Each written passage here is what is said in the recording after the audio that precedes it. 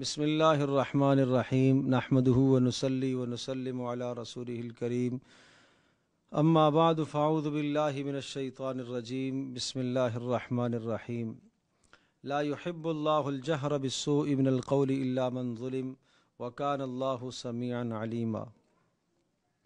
چھٹے پارے کے آغاز میں اس بات کی اجازت دی کہ اگر کوئی شخص کسی بھی موقع پر مجبور ہو کر جان کا خطرہ شدید ہے یا کسی عضو کے تلف ہونے کا قوی اندیشہ ہے اور اس اندیشے اور خطرے کی وجہ سے کلمہ کفر کہہ بیٹھتا ہے تو اللہ تبارک و تعالیٰ کے یہاں اس کا مواخذہ نہیں ہے، باقی جو بات اس کے دل میں ہے اور جو یہ زبان پر لاتا ہے اللہ پاک تمام باتوں سے آگاہ ہے۔ تو اس طرح سے کلمہ کفر کہہ کر اپنی جان بچانے کی اجازت دی گئی۔ تاہم اگر کوئی آدمی اس موقع پر کلمہ کفر نہیں کہتا اور اس کی جان چلی جاتی ہے تو اللہ کے ہاں وہ شہادت کا درجہ پائے گا۔ اور پھر ان لوگوں کے لیے سخت وعید ذکر فرمائی کہ جو ایسے موقع پر کافروں کو بھی راضی کرنا چاہتے ہیں اور اہل ایمان کو بھی راضی کرنا چاہتے ہیں، بیچ کی کوئی راہ نکالتے ہیں، کفر اور ایمان کے درمیان کی کچھ صورتیں وہ نکالنے کی کوشش کرتے ہیں، بعض باتوں کو مان لیا بعض کو انکار کر دیا۔ فرمایا ایسوں کے لیے سخت وعید ہے، اولئک هم الکافرون حقا، یہ پکے کافر ہیں اور کافروں کے لیے اللہ نے عذاب دردناک اور توہین آمیز تیار کر کے رکھا ہے۔ اس لیے کہ ایمان کے لیے ضروری ہے کہ کفر کی تمام باتوں سے آدمی بیزاری کا اظہار کرے۔ فَبِمَا نَقْضِهِمْ مِيثَاقَهُمْ، اور پھر یہاں آگے وہ عادات ذکر فرمائی یہود کی کہ جن عادات کی بنیاد پر اللہ تبارک و تعالیٰ کی طرف سے ان پر لعنت برسی ہے اور اللہ تبارک و تعالیٰ نے ان کو ہمیشہ کے لیے قابل لعنت قرار دیا ہے۔ اور اس حضرت موسیٰ علیہ السلام سے بیجا انہوں نے جب سوال کیے، فَقَدْ سَأَلُوا مُوسَىٰ أَكْبَرَ مِنْ ذَلِكَ فَقَالُوا أَرِنَا اللَّهَ جَهْرًا، بیہودہ سوال کے ہم براہ راست اللہ کو دیکھنا چاہتے ہیں۔ پھر انہوں نے بچھڑے کو اپنا معبود بنایا اور اسی طرح سے حضرت موسیٰ علیہ السلام کو جا بجا ستانے اور تنگ کرنے کی کوشش کی، اور اس جرم کی پاداش میں وَرَفَعْنَا فَوْقَهُمُ الطُّورَ بِمِيثَاقِهِمْ، اللہ نے ان کے سے جو میثاق لیا تھا کہ تم تورات پر عمل کرو گے، اس میثاق پر عمل کرانے کے لیے اللہ نے طور کو ان پر لٹکایا ہے۔ اور اسی طرح سے ہفتے کے دن حد سے تجاوز کرنے سے منع کیا، مچھلی کے شکار سے اللہ نے انہیں روکا، انہوں نے اس جگہ پر بھی اللہ پاک کا حکم نہیں مانا۔ فَبِمَا نَقْضِهِمْ مِيثَاقَهُمْ وَكُفْرِهِمْ بِآيَاتِ اللَّهِ، اب وہ اسباب ذکر فرمائے کہ ان اسباب کی وجہ سے اللہ نے ان پر لعنت فرمائی ہے۔ پہلا سبب تو یہ ہے کہ انہوں نے اپنے میثاق اور وعدے کو توڑا ہے۔ نمبر 2، انہوں نے اللہ کی آیات کا انکار کیا۔ نمبر 3، ناحق انبیاء علیہ السلام کو قتل کیا۔ اور نمبر 4، وہ یوں کہا کرتے تھے جب حق بات سامنے آئے کہ ہمارے دل اسے قبول نہیں کرتے۔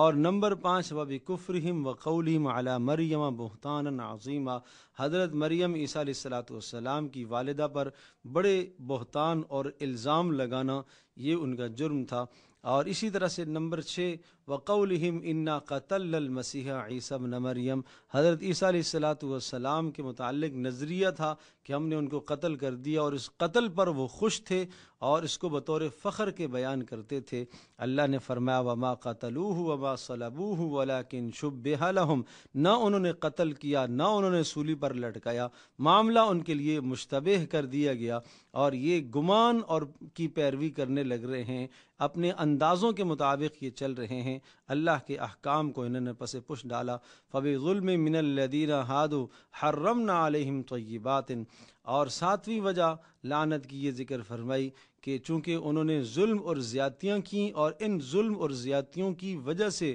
اللہ نے پاکیزہ چیزوں کو ان پر حرام کر دیا۔ اور دوسرا یہ کہ اللہ کے راستے سے دوسروں کو روکتے تھے اور سود کھاتے تھے۔ وَأَكْلِهِمْ أَمْوَالَ النَّاسِ بِالْبَاطِلِ، اور لوگوں کے ناحق مال ہڑپ کر جاتے تھے۔ ان تمام اسباب کی بنیاد پر وہ قابل لعنت ٹھہرائے۔ اِنَّا أَوْحَيْنَا إِلَيْكَ كَمَا أَوْحَيْنَا إِلَى نُوحٍ وَالنَّبِيِّينَ مِن بَعْدِهِ، یہ جو دین ہم نے آپ کی طرف وحی کیا ہے، اور یہ توحید کی بات کہ اللہ کو ایک ماننا، قیامت پر ایمان رکھنا، انبیاء علیہم السلام پر ایمان رکھنا، آسمانی کتابوں پر ایمان رکھنا، یہ کوئی آج کی بات نہیں ہے، آپ سے پہلے بھی نبیوں کی طرف اس قسم کے احکامات آئے ہیں۔ چنانچہ حضرت نوح علیہ السلام، ابراہیم علیہ السلام اور اسماعیل علیہ السلام، اسحاق علیہ السلام، یعقوب علیہ السلام، یعقوب علیہ السلام کی اولادیں، اور عیسیٰ علیہ السلام، ایوب علیہ السلام، یونس علیہ السلام، ہارون علیہ السلام، سلیمان علیہ السلام، داود علیہ السلام، ان تمام کے تمام انبیاء علیہم السلام کو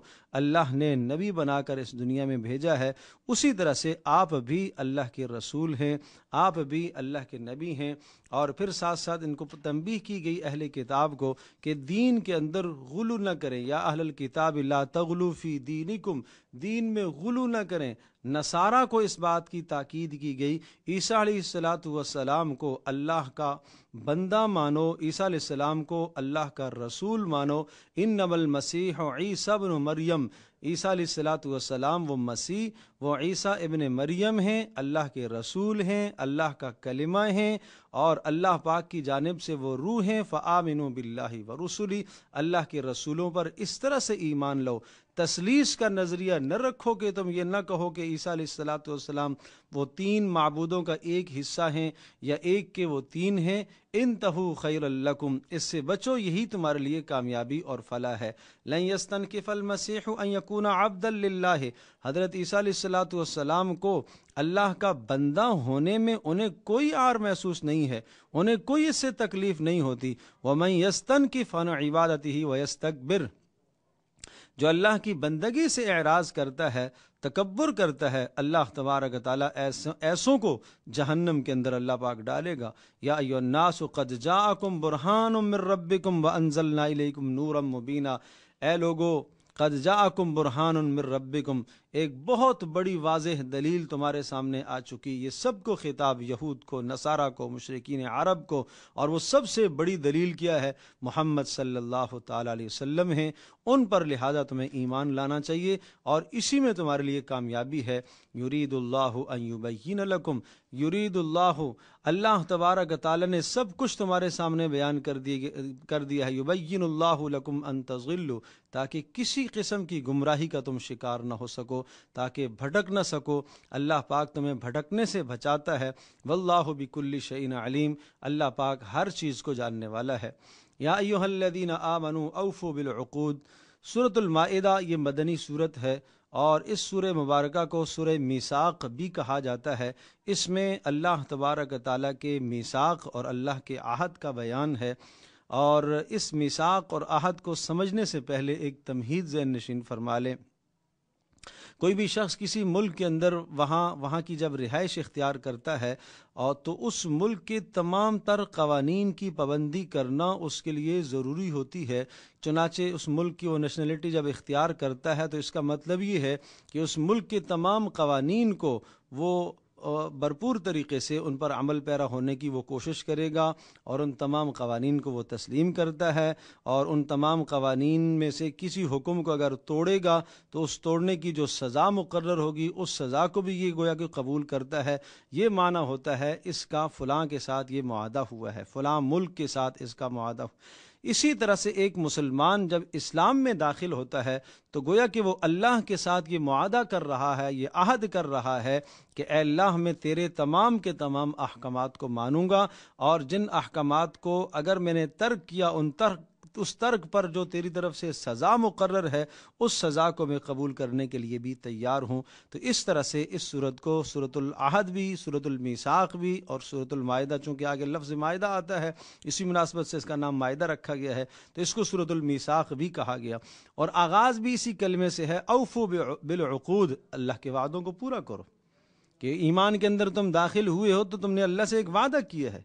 اس وعدے کو تم پورا کرو۔ جب وعدے کو پورا کرنے کی بات آئی ہے، احلت لکم بہیمۃ الانعام، جن چیزوں کو اللہ نے حلال کیا ان کو حلال سمجھو، اور جن کو اللہ نے حرام قرار دیا انہیں تم حرام سمجھو۔ اور حرام اور حلال کی تفصیل یہاں ذکر فرمائی، اس کا اجمال سورۃ البقرہ کے اندر آیا تھا، کلوا من طیبات ما رزقناکم واشکروا للہ، وہاں یہ حکم تھا کہ پاکیزہ چیزوں کو کھاؤ اور اللہ کا شکر ادا کرو۔ اور انما حرم علیکم المیتہ، وہاں پر حرام کی چند قسمیں بیان تھی، یہاں انہی اقسام کو ذرا تفصیل کے ساتھ ذکر فرمایا ہے۔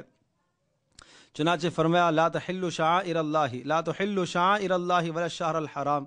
شعائر اللہ کی توہین اور تذلیل نہ کرو، اس سے بھی اپنے آپ کو بچاؤ۔ جو چیزیں اللہ کی شعائر ہیں، اللہ کی نشانیاں ہیں، ان کا ادب و آداب بجا لانا یہ تمہارے ایمان کا حصہ ہے۔ اگر نہیں لاؤ گے تو یہ نقض عہد ہے، اور تم نے اللہ سے وعدہ کیا ہوا ہے کہ ہم تیرے تمام احکام کی پابندی اور پاسداری کریں گے۔ حرمت علیکم المیتہ، پھر اسی طرح سے حرام کی فہرست پھر سے گنوائی اور سمجھائی کہ میتہ تمہارے لیے حرام ہے، مردار حرام ہے، اور اسی طرح سے تمہارے لیے والدم خون حرام ہے، لحم خنزیر، خنزیر کا گوشت اور اس کے تمام اجزاء تمہارے لیے حرام ہیں، اس کا بال، اس کی ہڈی، اس کی کھال، اس کی چربی، اس کی ہر شے تمہارے لیے حرام ہے۔ وما اہل لغیر اللہ بہ، اور اللہ کے نام کے علاوہ جس کسی کا نام لے کر کسی جانور کو ذبح کیا گیا وہ بھی تمہارے لیے حرام ہے۔ والمنخنقۃ والموقوذۃ والمتردیہ، والمنخنقہ، اور وہ جانور جس کا گلا گھونٹ کر مار دیا گیا ہو، اور وہ جانور جس کو چوٹ لگی ہو، اوپر سے گرا ہو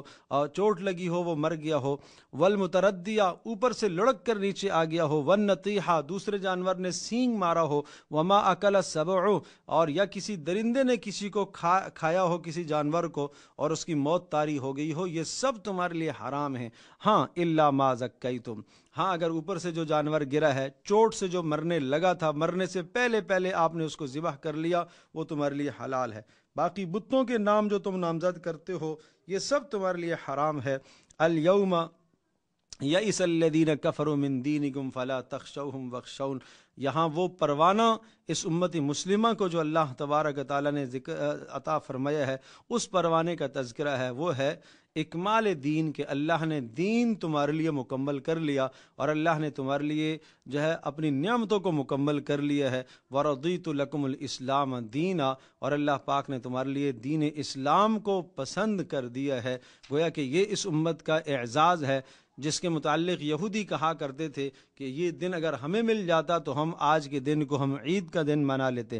یسألونک ماذا احل لہم، بات حلال اور حرام کی آئی ہے تو فرمایا کہ تمہارے لیے جو چیزیں حلال ہیں ان کو حلال سمجھو، اور اہل کتاب کا ذبیحہ تمہارے لیے حلال قرار دیا، بشرطے کہ وہ اہل کتاب جو دہریہ نہ ہوں، جو اپنے نبی کے دین کو مانتے ہوں، تمہارے نبی کی توہین اور تذلیل نہ کرتے ہوں، اگر ان کا ذبیحہ تمہارے پاس آ جاتا ہے تو ان کے ذبیحے کی بھی تمہیں کھانے کی اجازت ہے۔ اسی طرح سے حلال کی بات آئی تو جو تم شکار کرتے ہو، اگر بسم اللہ پڑھ کر تم نے تیر پھینکا ہے کسی جانور کی طرف اور وہ جا کے اسے لگا اور اس نے زخمی کیا ہو اور وہ مر گیا ہو تو وہ شکار تمہارے لیے کھانا حلال ہے۔ اسی طرح سے بسم اللہ کر کے آپ نے شکاری کتے کو اگر چھوڑا ہے، بشرطے کہ وہ کتا شکاری ہو، آپ کا سدھایا ہوا ہو، آپ کا سکھایا ہوا ہو، اور اس کتے نے جا کے کسی جانور کا شکار کیا ہے اور اس نے اس سے کھایا نہ ہو اور اس کی شکار کرنے سے وہ مر گیا ہے،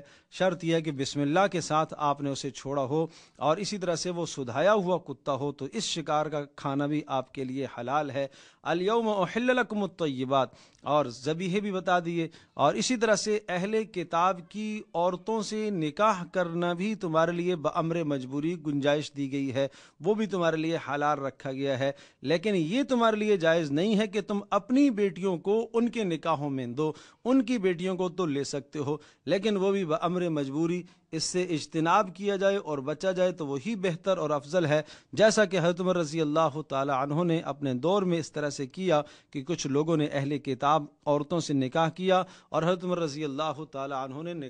انہیں حکم دیا کہ انہیں طلاق دو۔ کیوں؟ کہا اس لیے کہ اگر تم طلاق نہیں دو گے تو پہلی بات تو یہ ہے کہ مسلمان بچیاں بیٹیاں بغیر نکاحوں کے رہ جائیں گی، اور دوسری وجہ یہ ہوگی کہ اس نسل کی تربیت جو تمہاری یہ بیویاں کریں گی، جو اہل کتاب جو کتابیہ عورتیں ہیں وہ تربیت کریں گی، وہ اپنے دین کے مطابق تربیت کریں گی تو تمہاری نسل کیسی اسلام پر پروان چڑھے گی۔ اور پھر نکاح کے مقاصد سمجھائے کہ نکاح کا مقصد عفت، نیکی اور پاک دامنی ہے۔ یا ایھا الذین آمنوا اذا قمتم الی الصلاۃ، نماز کے اور طہارت کے پھر احکام ذکر فرمائے، اور یہ احکام بھی اسی لیے ہیں کہ نقض عہد نہ کرنا، یعنی ترک صلاۃ یہ بھی گویا کہ نقض عہد ہے، اللہ کے اس وعدے کو توڑنا ہے۔ اور اگر تمہیں پانی میسر نہ ہو تو تیمم کے آداب و مسائل اور احکام سمجھائے، اور اسی طرح سے ٹھیک ٹھیک گواہیاں دینا، اگر گواہی تم ٹھیک نہیں دو گے تو گویا کہ یہ بھی نقض عہد ہے، اور نقض عہد سے اپنے آپ کو بچانا، اور پھر اللہ پاک کی نعمتوں کو یاد کرتے رہو، اللہ کی عظیم و شان جو نعمت ہے، نعمت ایمان اللہ نے تمہیں عطا فرمائی ہے، اسے یاد کرتے رہنا۔ وَلَقَدْ أَخَذَ اللَّهُ مِيثَاقَ بَنِي اسرائیل، اور اسی طرح سے اللہ پاک نے بنی اسرائیل سے بھی عہد لیے تھے، انہوں نے ان عہدوں کی پاسداری نہیں کی۔ نصارہ سے اللہ نے عہد لیے، یہودیوں سے اللہ پاک نے عہد لیے، ان دونوں طبقوں نے ان عہدوں کی پاسداریاں نہیں کی، تو اللہ پاک نے دنیا کے اندر ان کو ذلیل و رسوا کر دیا۔ اور یہاں پر فرمایا فَبِمَا نَقْضِهِمْ مِيثَاقَهُمْ لَعَنَّاهُمْ وَجَعَلْنَا قُلُوبَهُمْ قَاسِيَةً، کہ انہوں نے ہمارے وعدوں کو توڑا، ہم نے ان کی دلوں کو سخت کر دیا، اور انہوں نے اللہ کے احکام کو بدل ڈالا، اور جن چیزوں کے ساتھ نصیحت کی گئی تھی انہوں نے سب کچھ بلا دیا۔ وَلَا تَزَالُ تَطَّلِعُ عَلَى خَائِنَةٍ مِّنْهُمْ، اے نبی ان کی تمام خیانتوں پر اور احوال پر آپ مطلع ہیں۔ وَمِنَ الَّذِينَ قَالُوا إِنَّا نَصَارَى، نصارہ سے بھی ہم نے عہد لیا تھا، میثاق ان سے بھی لیا، لیکن جب انہوں نے بھی میثاق کو پورا نہ کیا، فَأَغْرَيْنَا بَيْنَهُمُ الْعَدَاوَةَ وَالْبَغْضَاءَ، اللہ نے ان کو فرقوں میں بانٹ دیا اور وہ فرقوں کے اندر بٹ گئے، تو پتہ چلا کہ نقض عہد کے یہ بدترین نتائج ہوتے ہیں۔ اور اسی طرح سے یہود و نصارہ کے ان دعووں کو ذکر فرمایا جو یہ کہا کرتے تھے کہ وقالت الیہود والنصارى نحن ابناء اللہ واحبہ، ہم اللہ کے بڑے مقرب ہیں، ہم اللہ کے بڑے قریبی ہیں، ہم اللہ کے محبوب ہیں۔ صرف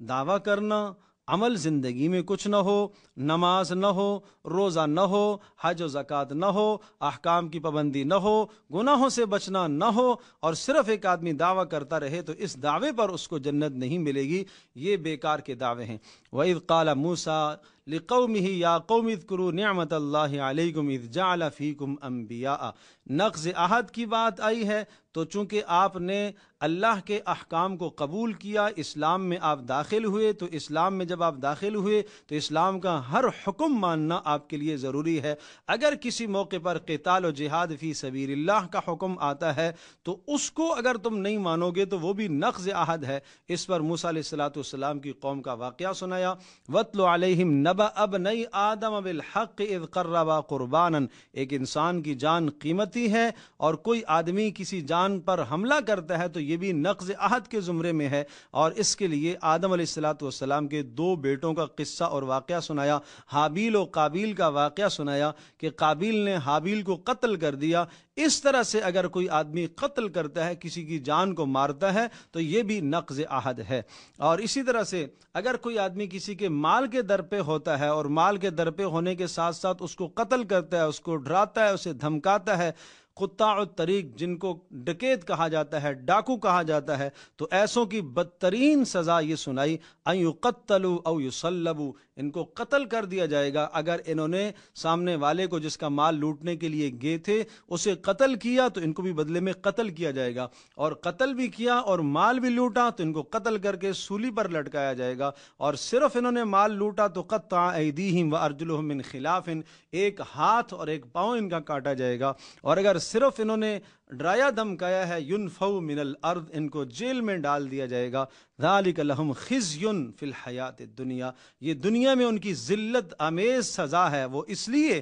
کہ نقض عہد ہے، اس لیے کہ اللہ کی دھرتی پر اللہ کے قوانین کا نفاذ ہے، یہاں ہر انسان کی جان، ہر انسان کا مال قابل احترام ہے، اور اگر کسی نے چوری چھپ کے اگر کسی کا مال اٹھایا ہے، جس کو سرقہ کہتے ہیں، چوری کہتے ہیں، تو چور کے بھی ہاتھ کاٹ دیے جائیں گے، یعنی اس کا ایک ہاتھ کٹے گا اور یہ اس کی سزا ہے۔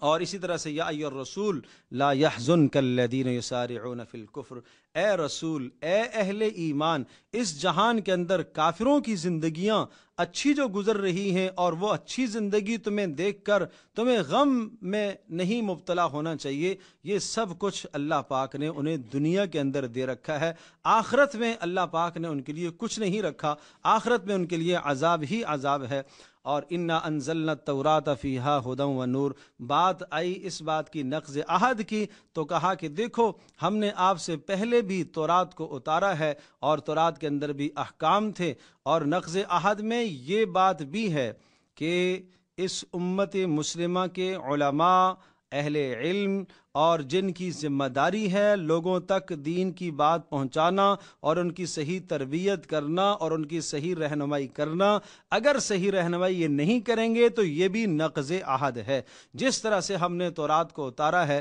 اور انبیاء کو حکم تھا کہ وہ اس کا نفاذ کریں، اور ربانیین اور احبار کو بھی حکم تھا، اللہ والوں کو بھی حکم تھا، علماء کو بھی حکم تھا، وَكَانُوا عَلَيْهِ شُهَدَاءَ فَلَا تَخْشَوُا النَّاسَ وَاخْشَوْنِ، اور ان علماء کو، ربانیین کو یہ کہا گیا کہ اللہ تبارک تعالیٰ ہی کا ڈر اختیار کرو، اللہ کے سوا کسی کا ڈر مت اختیار کرو۔ اور آج یہ پیغام اس امت مسلمہ کے علماء کو، اتقیاء کو، اور اسی طرح سے وہ لوگ جو مذہبی اختیار رکھتے ہیں ان کو بھی یہ حکم ہے کہ وہ اس دین کے معاملے میں کسی ملامت کرنے والے کی پرواہ نہ کریں، کسی کا ڈر نہ رکھیں۔ وَمَن لَّمْ يَحْكُم بِمَا أَنزَلَ اللَّهُ فَأُولَٰئِكَ هُمُ الْكَافِرُونَ فَأُولَٰئِكَ هُمُ الْفَاسِقُونَ فَأُولَٰئِكَ هُمُ الظَّالِمُونَ۔ سخت وعیدیں سنائی ہیں کہ اللہ کے احکام پر جو فیصلہ نہیں کرتا اس کا فیصلہ کافرانہ ہے، اس کا فیصلہ ظالمانہ ہے، اس کا فیصلہ فاسقانہ ہے۔ ان تمام چیزوں سے اپنے آپ کو بچاؤ۔ افحکم الجاہلیت یبغون، کیا اللہ کا قانون تمہارے سامنے آیا، رسول اللہ صلی اللہ علیہ وسلم کی سیرت اور سنت تمہارے سامنے آ گئی، ان دو عظیم ستونوں کو چھوڑ کر تم کس کی زندگی اختیار کرو گے؟ کیا جاہلیت کا قانون اپناؤ گے؟ معنی یہ کہ اسلامی قوانین سے ہٹ کر جو آدمی جس طرح سے بھی زندگی گزارنا چاہتا ہے، قرآن اس کو جاہلیت کی زندگی کہتا ہے۔ یا ایھا الذین آمنوا لا تتخذوا اليہود والنصارى اولیاء بعضهم اولیاء بعض۔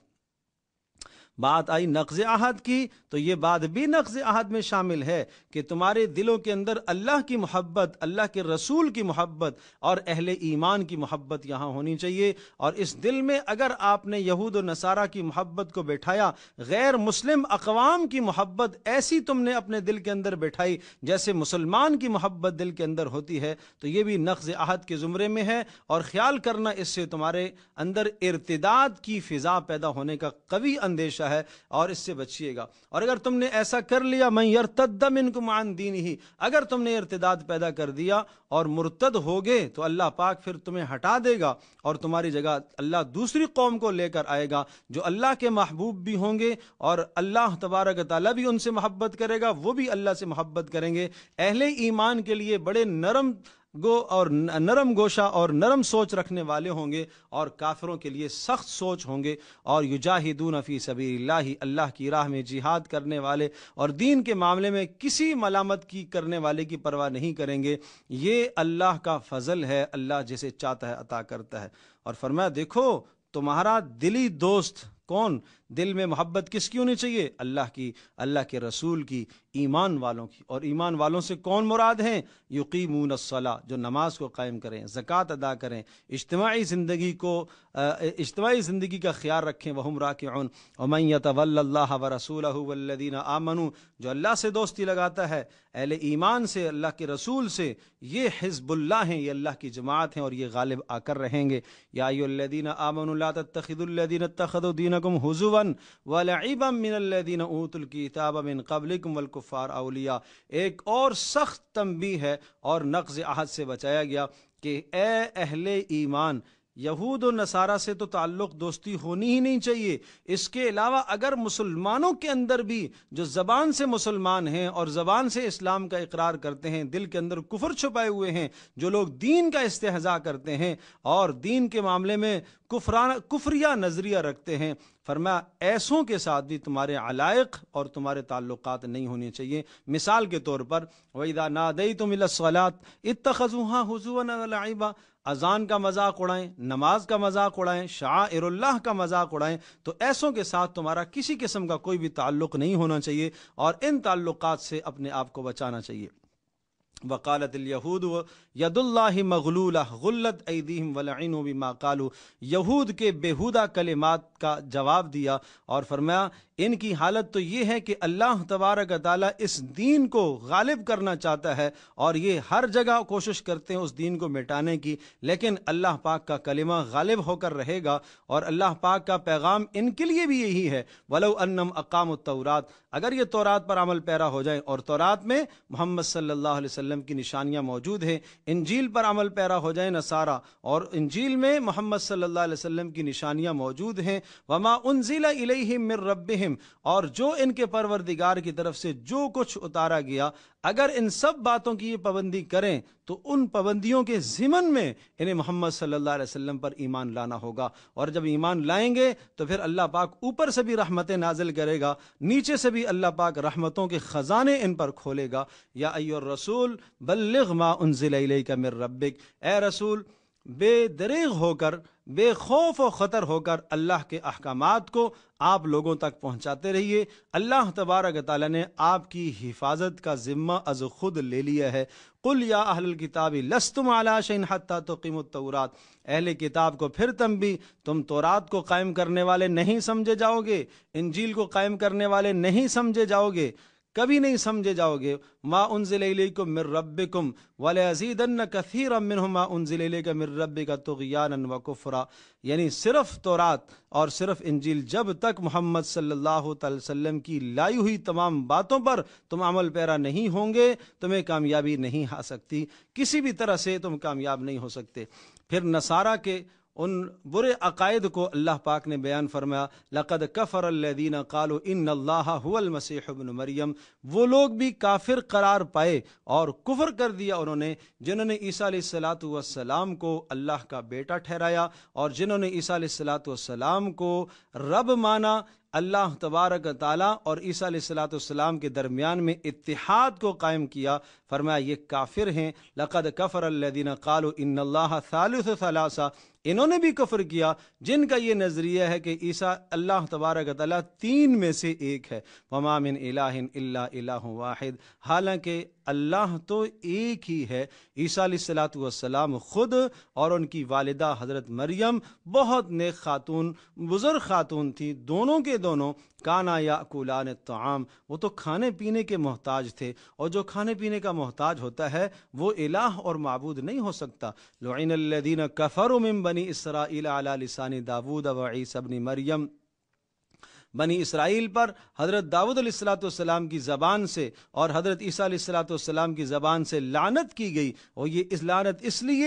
لیے کہ انہوں نے اللہ کے احکام کو توڑا ہے، اور جو عہد ان سے لیا تھا اس عہد کی انہوں نے پاسداری نہیں کی۔ البتہ لَتَجِدَنَّ أَشَدَّ النَّاسِ عَدَاوَةً لِلَّذِينَ آمَنُوا وَالَّذِينَ أَشْرَكُوا، لَتَجِدَنَّ أَشَدَّ النَّاسِ عَدَاوَةً لِلَّذِينَ آمَنُوا الْيَهُودَ،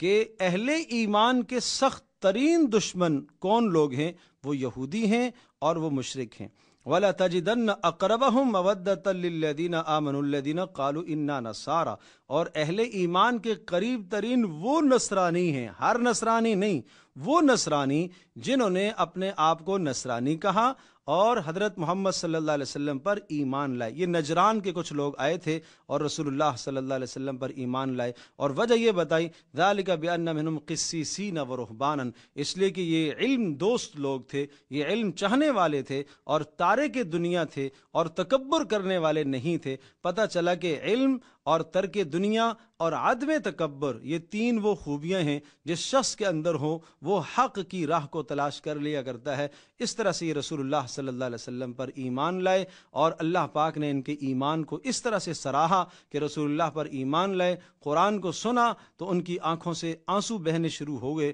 اور اللہ تبارک تعالیٰ سے انہوں نے مغفرت مانگی ہے، اللہ سے بخشش مانگی ہے۔ فَأَصَابَهُمُ اللَّهُ بِمَا قَالُوا جَنَّاتٍ تَجْرِي مِن تَحْتِهَا الْأَنْهَارُ خَالِدِينَ فِيهَا، اللہ پاک نے ان کو اس ایمان پر اجر دیا اور جنت کا وعدہ ان سے فرمایا۔ وَذَلِكَ جَزَاءُ الْمُحْسِنِينَ، اور یہی بہتر نیکی کرنے والوں کا بدلہ اللہ کے ہاں ہوا کرتا ہے۔ اللہ پاک ہم سب کے لیے عمل کرنا آسان فرمائے۔